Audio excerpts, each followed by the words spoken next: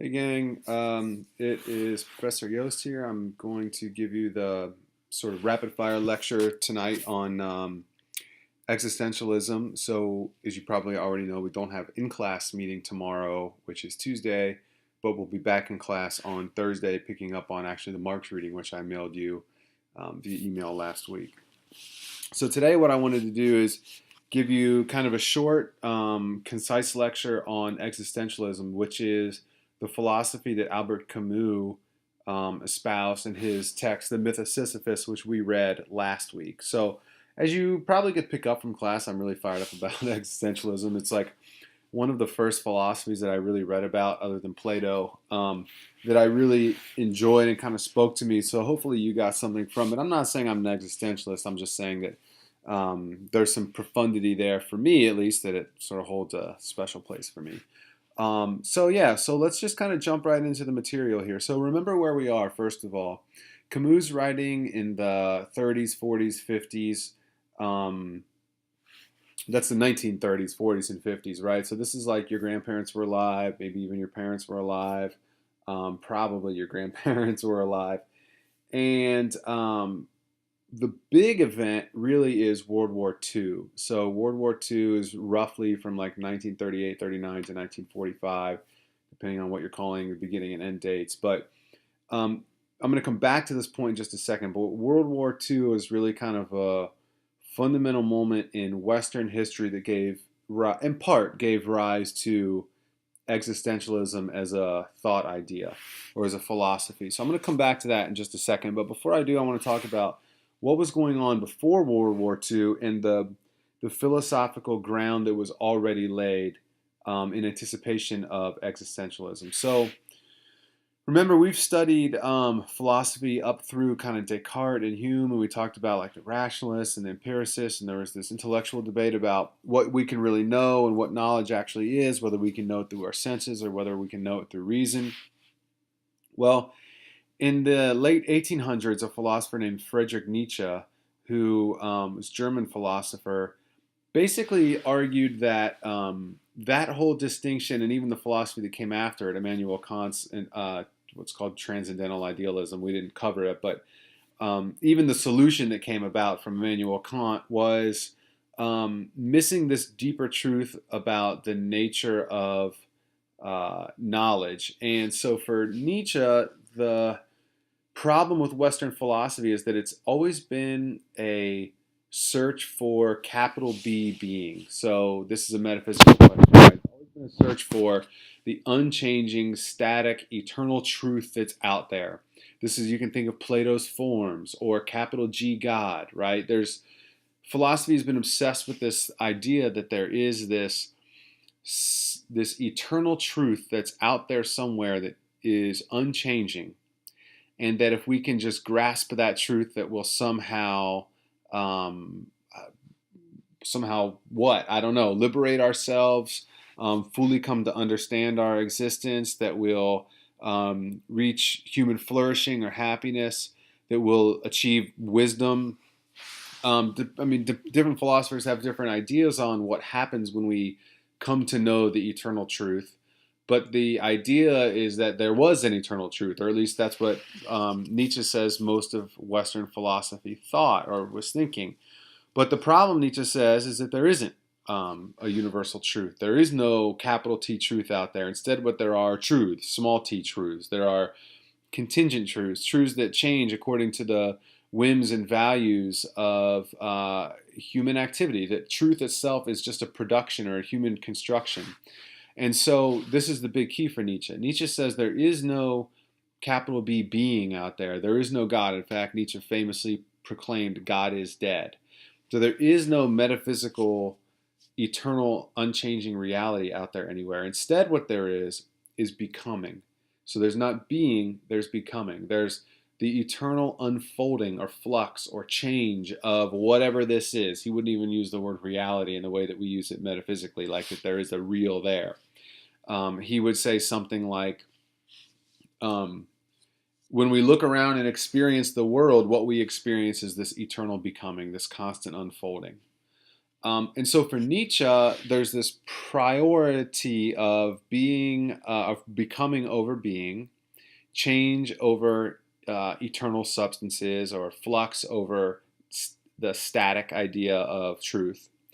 And the challenge then for Nietzsche is that for all of us to embrace the um, the fact that God is dead and then create our own meaning, right? So Nietzsche says that we should say yes to the world, the abyss he talks about. He's very poetic in the way he does philosophy. He talks about the abyss of reality, or the abyss of life.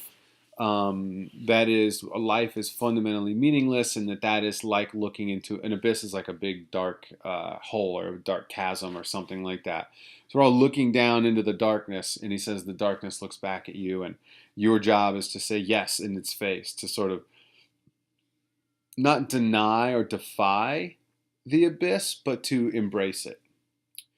All right, so that's all. That's all background context to say that existentialism, the thinkers that we're going to talk about today, Heidegger, Jean-Paul Sartre, Simone de Beauvoir, Albert Camus, these guys are all writing in the wake of Friedrich Nietzsche, who was the first person, the first Western philosopher to really set out this idea that there is no fundamental meaning to life. There is no God or being to chase down.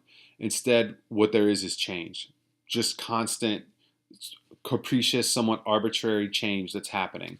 And that's a daunting reality to face, but to live authentically, we should embrace it. We should say yes to it. Recall that in class we talked about the existentialists. The first question in Camus' Myth of Sisyphus is the most fundamental question in all of philosophy is whether or not life is or is not worth living. So this idea of whether or not there's any reason to continue to exist in the absence of truth, God, or meaning is the fundamental existentialist question.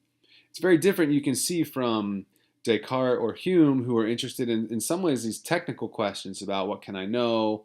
Can I know it through reason? Can I know it through my senses? Can I know anything at all?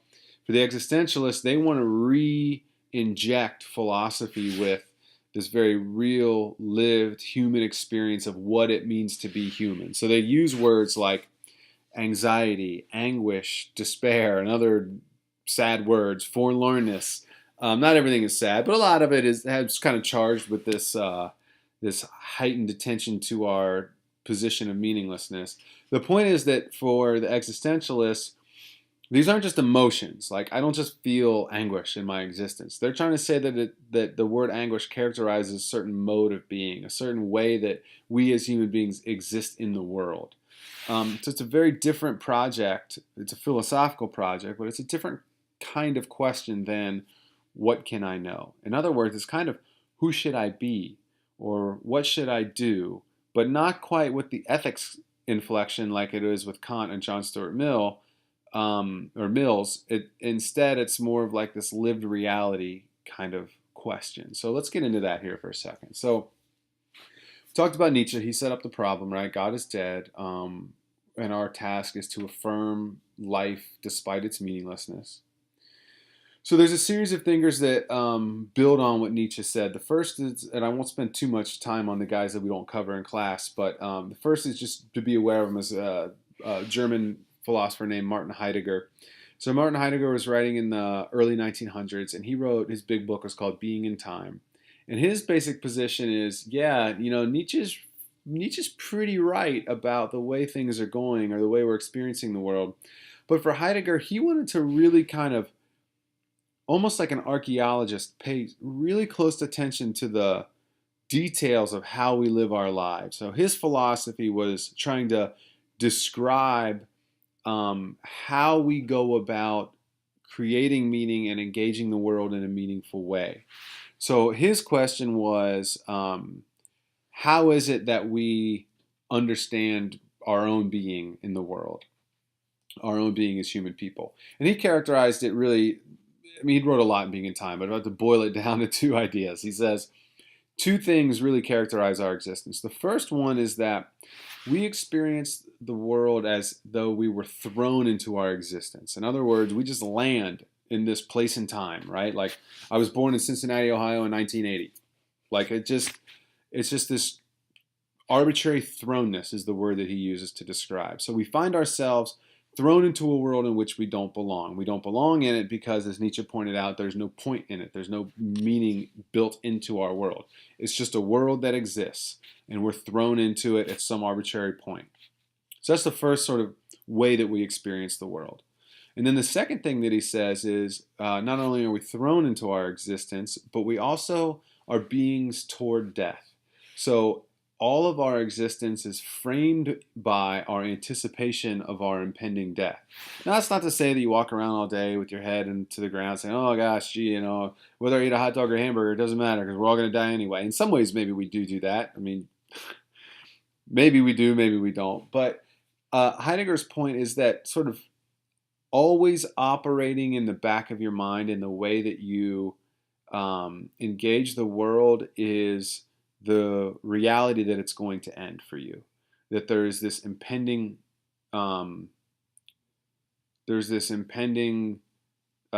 termination to your existence. And so the meaning of your life is generated, you generate the meaning of your life in relationship to or in with your own death on the horizon or in sight. So think about that, right? It's like, oh, I want to get a degree. I have a certain amount of time to get a degree because I only have a certain amount of time to earn money because I only have a certain amount of time to be retired. Before what? Right? Before you die. Like you're trying to create an existence for yourself before time runs out. And so for Heidegger, we always have this orientation toward our own death that colors or characterizes or animates the way we engage in the world. So again, I hope you can kind of see start to hear the existentialist project philosophically. What they're trying to do is unpack or describe or give an account of our human experience in a world devoid of meaning. So after Heidegger, Jean-Paul Sartre, who we talked about pretty extensively actually in class, also wrote. So Jean-Paul Sartre wrote a lot of stuff. A play that you may have heard of is called No Exit. He says hell is other people. What that means we could talk about some other day. But Jean-Paul Sartre's probably, if you wanted to read something by Sartre that's really accessible and kind of captures his core ideas, there's an essay called Existentialism is a Humanism. And in that essay, he argues that really kind of four things. He says, first of all, like Nietzsche and Heidegger, he agrees that life is meaningless. There is no God. There's no point to existing. And that leaves us in a position of radical human freedom. So point number one that Sartre makes is there's no destiny. There's no plan. There's no there's no purpose. You know, people, there's a purpose to everything has a reason. Everything happens for a reason. There's a purpose to everything. Sartre says no. There's no purpose to anything. Stuff just happens. When we make up reasons why it happens because it makes us feel better, and the idea of living in a chaotic world that's always in a state of becoming is really daunting. But if we're being genuine, authentic people, we face that reality rather than cover over it with some fiction like God or a purpose or a plan. So if there is no purpose or plan built into our world, in other words, our life is meaningless, then Sartre says, we have this radical freedom to choose for ourselves what our life will mean, what we think humanity should do. But that sounds great. Oh, that's great. I get to choose for myself what I want to do, and I like choosing stuff. And Sartre says, yeah, that's cool. But remember, he's French. He's not American, right? Americans were all about freedom and choice, and let me express myself. But he says, actually, that the reality that we face in choosing for ourselves is also produces a sense of anxiety, because when we choose to do something, to act a certain way, we're essentially saying that this is how we should all behave. So he famously says, when I choose myself, I choose man. And he means all of humankind, right? So what he's saying is that each choice that we make is sort of an affirmative statement in the world about how we ought to act in the world. So that should make you think a lot about what you do, says Sartre, and in some ways it can maybe even have a chilling effect. It can keep you from acting despite the fact that the one thing that marks you as a human being is the freedom to act. So for Sartre, this freedom kind of cuts both ways, maybe more toward the anxiety-provoking side. So I said he sort of preached four things. The first is this idea of radical human freedom. Radical human freedom. You truly are free to choose anything you want and are also responsible for all of your choices. The second thing he says is that freedom leads to a experience of anguish, what he calls anguish, and this is related to what I just said. That it's because I am free that now I must choose. Even in not choosing, I choose. Right? I choose to not choose. So for Sartre, this position of anguish marks our existence as this. I am sort of cursed by my own freedom. He says we're also thirdly forlorn. So I'm radically free. I must act, and yet I have no guidance. There is no God. There's no transcendent set of rules or norms. Even reason, like we talked about, Kant was saying, oh, you should do stuff that makes sense. For Sartre, sense making itself, reason itself is very limited. It doesn't get us as far as we would like it to get us, and so I'm free, which leads me to experience a sense of anguish because I have to choose something, but I'm responsible for all of my choices. I'm forlorn because there's no rule to guide, no God to tell me what I should do. And then lastly, he says that we experience a sense of despair. That is to say that even in my choosing, I don't actually have control over anything other than my own choosing. So when I die, like maybe someone will carry on my cause, maybe they won't. I don't have any power to orchestrate or control things on like a large level. And so that puts you in a pretty bad predicament. So if you're an existentialist and you're into Sartre, he's not a nihilist. In other words, he doesn't think that nothing matters. It doesn't matter. Sit in your room and turn all the lights off and cry. It doesn't matter. It's not what he's saying, actually. He's saying he's not a nihilist. He's an existentialist, which means he's saying, despite all of these things, anguish, forlornness, despair, radical freedom, to live authentically is to act. To be genuinely who you are and act in the world. And so, unlike a nihilist who says, doesn't matter what you do, don't do anything, just, give up.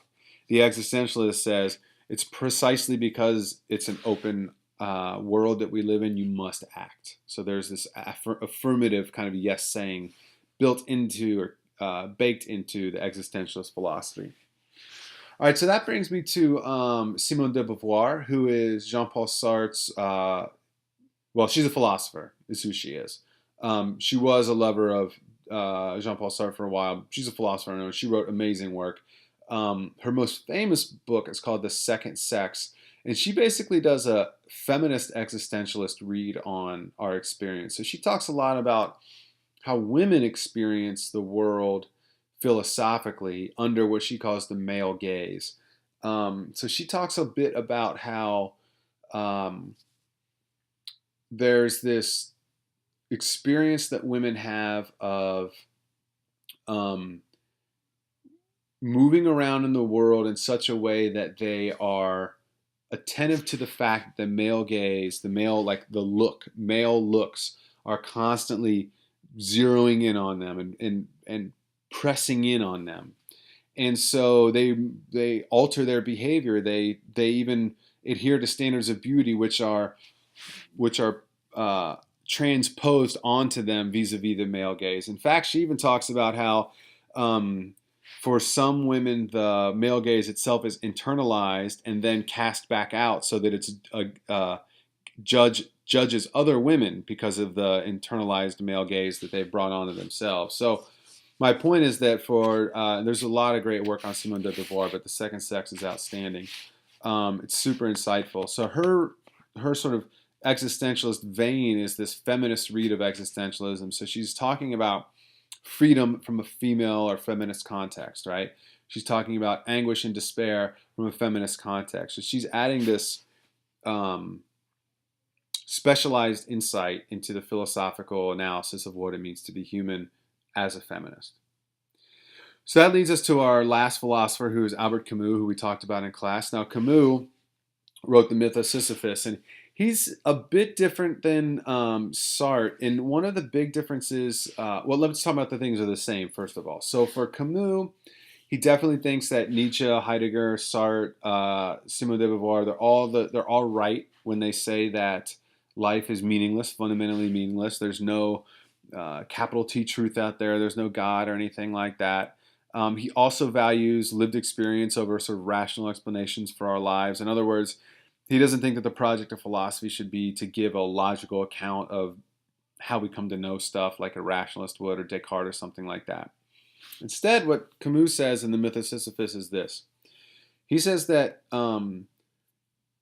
life is not only meaningless, but we experience it as absurdity. So for him, absurdity is not just this, corny word, like it's something very specific. And what he means by absurdity is our existence is meaningless, but we as human beings are rational creatures that look for meaning.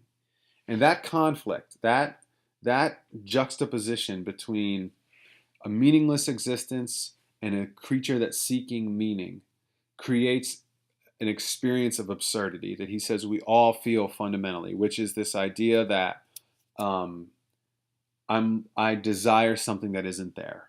I want meaning that is not built into my existence. Now, he says, look, that can lead us to suicide. And he's very clear about that in the first chapter, first section, of The Myth of Sisyphus. Its whole thing is an existential analysis of the question of suicide. But he doesn't come down on the side of suicide. What he does is he draws a parallel between our position as human beings and the Greek myth of Sisyphus. In the Greek myth of Sisyphus, Sisyphus is a hero. He ticks off the gods. The gods punish him, and his punishment is he has to roll this boulder up a hill. But every time he gets to the top of the hill, it rolls back down the other side, and Sisyphus has to do this for eternity, right? And the point is sort of obvious, but just to state it, Sisyphus's existence is meaningless.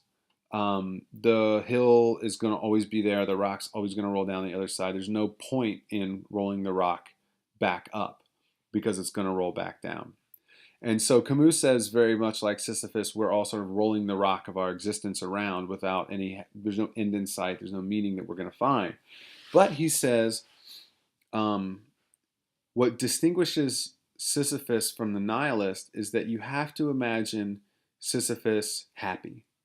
You have to imagine him enjoying pushing the rock to the top of the hill. In other words, this goes back to Nietzsche. You have to imagine Sisyphus embracing his position in a meaningless world and saying yes to it anyway. Looking into the abyss and saying yes, not closing his eyes off and turning away from it in fear. So Camus says, it's a quote from The Myth of Sisyphus. He says, "The struggle itself is enough to fill a man's heart." So for Camus and existentialists, the thing that really distinguishes them as philosophers is that they say that it is our task as human beings to create our own meaning. It's our task as human beings to create our own meaning. One way that they put it is they say, people will ask, what's the meaning of life? And their answer is, you don't get to ask that question of life. Life asks that question of you. And what they mean is life is asking you, what is my meaning? And it's our task in our position of radical freedom to fill the question in, recognizing that whatever answer we give is contingent. And when we die, the answer dies with us. There's no eternal legacy that we're going to leave or anything like that. We're a blip in all of existence. And what we need to do is say yes to the moment that we have in front of us. And that's it. So for Camus, we are Sisyphus. We have to imagine Sisyphus happy. We have to imagine ourselves happy. We have to say yes to our meaninglessness and create meaning in the vacuum that we find ourselves in. So that's existentialism. There's a lot more to be said, of course, but that's a pretty good sort of foundational lay for you. If you want to know more about it, just let me know, or just pick up something by Sartre, de Beauvoir, or Camus. Maybe put Heidegger on the side burner for a little while. He's pretty dense stuff. But Camus and Sartre and Simone de Beauvoir are very accessible. So just pick them up and read them. All right, gang. I will see you on Thursday. Have a good one.